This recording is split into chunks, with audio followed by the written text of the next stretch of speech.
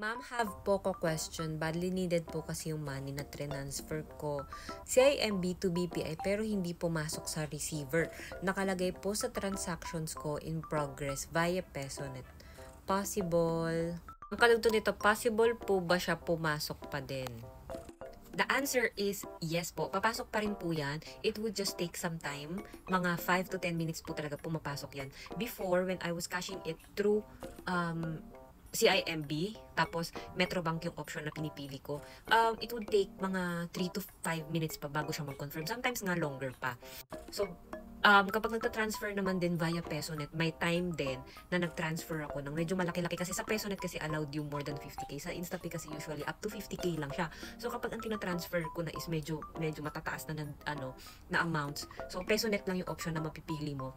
Minsan, mapaprocess pa yan kapag I think umaga mo siya ginawa like before 10 a.m. or 11 a.m. Papasok siya within the day. But kapag ang transaction is ginawa mga late afternoon na, then that's the time na pumapasok siya the next day pa. And another tip pala, kapag nagpapasa ka through PesoNet, huwag mo siyang gawin on a holiday or kaya on a weekend. Kasi parang, ewan ko, nagpa-process pa yata sila or whatever, kaya it would really take some time pa. So, marireceive mo pa siya sa working day talaga.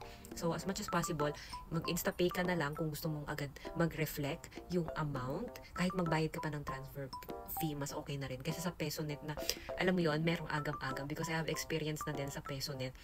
Though 1,000 pesos lang siya, pero ang hirap-hirap niyang i-dispute. Like, ang nangyari noon is, nagpasa ako through PesoNet. 2 beses ko siyang ginawa. Pero yung pangalawang transaction, hindi siya pumasok. Tapos ilang beses ko na dinispute sa receiving bank. And until now, alam mo yun, ako na lang napagod na sabihin kasi hindi talaga siya pumasok.